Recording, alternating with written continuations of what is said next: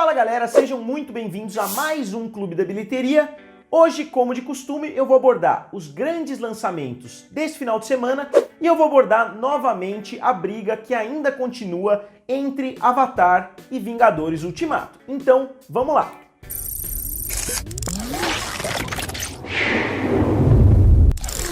E pessoal, se vocês ainda não se inscreveram aqui no canal Triplo F, não deixe de se inscrever e acionar o sininho que me ajuda bastante. E várias pessoas reclamaram pra mim nos comentários e mandaram pra mim no Instagram que acessaram o YouTube e a inscrição tinha sumido. Então se vocês puderem também, se vocês já são inscritos, deem uma conferida para ver se vocês ainda estão inscritos aqui no canal. Porque o YouTube está passando por algumas mudanças e problemas assim são normais de acontecer.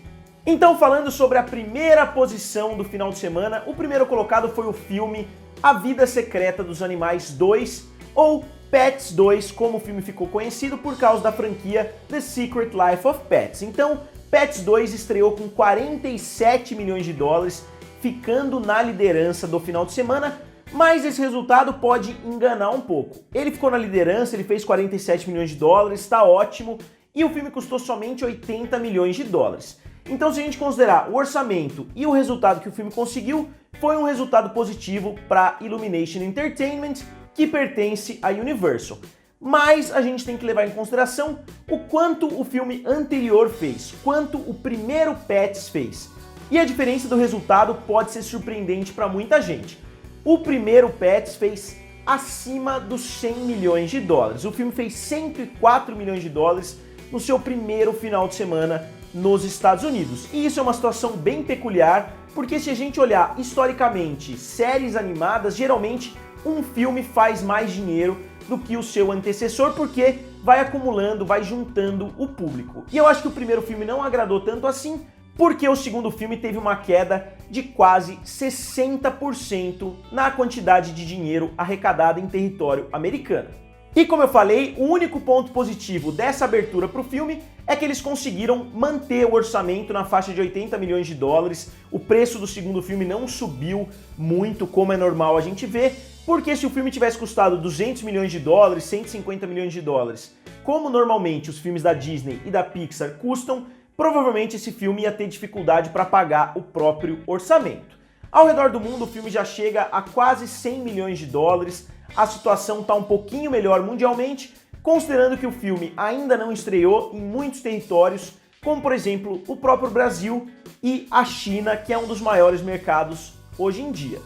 E o filme anterior foi um dos grandes fenômenos aí de animação dos últimos anos, chegando a 900 milhões de dólares praticamente. Ele fez, se não me engano, 875 milhões de dólares. Então esse filme aqui, se tiver uma queda parecida com a abertura, deve fazer em torno de 500, 600 milhões de dólares, considerando que o primeiro filme fez mais de 500 milhões de dólares fora dos Estados Unidos. Então a gente tem tudo para acreditar que ele vai conseguir manter essa faixa de lucratividade fora do território americano, mas em território americano a queda foi bem grande. E a segunda grande estreia do final de semana, a terceira grande estreia extremamente decepcionante, depois de Godzilla e de Pets, a gente vê Dark Phoenix, ou seja, X-Men Fênix Negra. E eu falo só Dark Phoenix porque nos Estados Unidos o filme não ganhou o nome X-Men. E o filme teve a terrível abertura de 33 milhões de dólares, um dos resultados aí inimagináveis para um filme dos X-Men. Para vocês terem uma ideia, dos 8 lançamentos até agora da franquia X-Men, sem nem contar Deadpool 1 e 2, nenhum dos filmes atingiram menos do que 50 milhões de dólares na abertura. E esse filme não só fez abaixo de 50, como fez 33, ou seja, ficou muito abaixo do mínimo ali que a franquia já tinha feito. O primeiro filme, na verdade, tem a abertura mais baixa até a chegada desse, e ele tinha feito 54 milhões de dólares no já distante ano de 2000. E curiosamente, a maior abertura da série até o momento é o filme X-Men, o Confronto Final, que é o filme que conta também a história da Fênix Negra, e esse filme estreou com 104 milhões de dólares. Então, a gente vê que o maior sucesso da franquia, tanto em termos de abertura quanto em termos de bilheteria final, nos Estados Unidos, é um dos filmes mais odiados e que, por algum motivo, a Fox sentiu a necessidade de tentar regravar. O filme não é tão adorado pelos fãs nem pelos críticos, mas é o filme mais lucrativo até hoje, então eu não acho que eles deveriam ter refeito a história da Fênix Negra, mas eu tenho muitos outros problemas com o filme, então eu não vou entrar nesse assunto aqui. Se vocês quiserem, eu fiz uma crítica nos últimos dias que vocês podem dar uma olhada. E só para vocês terem mais uma ideia de como esse resultado foi péssimo, o filme X-Men Apocalipse, que teve uma abertura extremamente decepcionante para a franquia, fez 65 milhões de dólares, ou seja, uma abertura decepcionante teve o dobro da bilheteria de Dark Phoenix. E eu acho bem legal a gente olhar números assim, porque a gente vê que é uma grande balela, aquele argumento que muitas pessoas usam para justificar o sucesso do universo Marvel, quando eles falam: ah, mas a Marvel já tá fazendo filmes aí há 11 anos, ah, mas eles já têm 20 filmes. A gente tá vendo uma situação parecida com os X-Men, é uma franquia que já tem 20 anos, é uma franquia que já tem 10, 11 filmes, e agora eles acabaram de chegar ao seu ponto mais baixo, depois de um filme extremamente mal recebido que foi Apocalipse. Então, a longevidade de uma franquia não tem nada a ver com a receptividade e nem com a lucratividade, porque senão a saga dos X-Men estaria no auge, porque eles estão aí há muitos anos lançando filmes na mesma linha do tempo, mesmo que com atores diferentes. E não é só a abertura que é um ponto extremamente negativo para esse filme, o filme teve um orçamento de 200 milhões de dólares. O outro filme dos X-Men que teve um orçamento de 200 milhões de dólares foi Dias de um Futuro Esquecido, que estreou com 3 vezes mais bilheteria praticamente, estreou acima dos 90 milhões de dólares e fez 750 milhões de dólares mundialmente. Então esse filme provavelmente vai passar longe disso, a menos que algum país aí venha salvar a pátria dos X-Men, o que eu acho difícil, considerando que o interesse por essa franquia já diminuiu bastante e muitas pessoas já viram o desfecho dessa saga da Fênix Negra.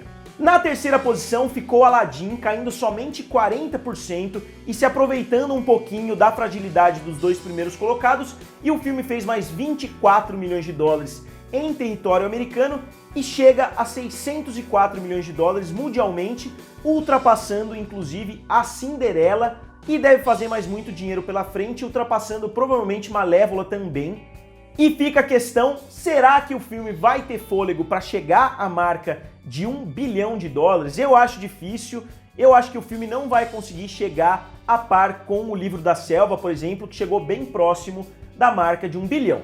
Mas mesmo assim, Aladdin já é hoje um grande sucesso para Disney. E Godzilla, Rei dos Monstros, continua sendo uma das grandes decepções do ano. O filme teve uma queda absurda de mais de 65%, mesmo depois de uma estreia horrível, bem abaixo do seu antecessor. E o filme chega a hoje somente 78 milhões de dólares em território americano, mas a situação é um pouquinho melhor mundialmente. O filme já chega a 292 milhões de dólares, principalmente empurrado pela China, mas não é um resultado tão grande assim, considerando que o orçamento do filme é de 170 milhões de dólares e que a China dá menos lucro para o estúdio. Cerca de 25% da bilheteria da China é convertido de volta para o estúdio. Então eu realmente acredito que Godzilla vai acabar sendo um fracasso para a Warner no final das contas. E para finalizar, mais um clube da bilheteria com chave de ouro. Como anda a disputa entre Avatar e Vingadores Ultimato? A disputa tá mais quente do que nunca, muitas pessoas aí já estão desistindo, falando que Vingadores Ultimato não ultrapassa mais Avatar, e eu entendo até esse posicionamento, mas eu acho que o filme vai ultrapassar o lançamento original de 2009 de Avatar. Obviamente que se Vingadores Ultimato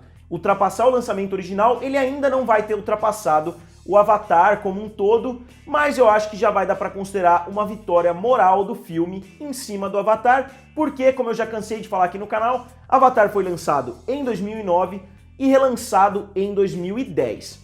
E esse relançamento fez mais 33 milhões de dólares para a Fox na época, então eu sou a favor de fazer uma comparação igualitária entre os lançamentos originais, excluindo esses 33 milhões de dólares. E eu previ na semana passada que o filme chegaria a 2,728 bilhões nesse final de semana, e eu errei um pouquinho para baixo.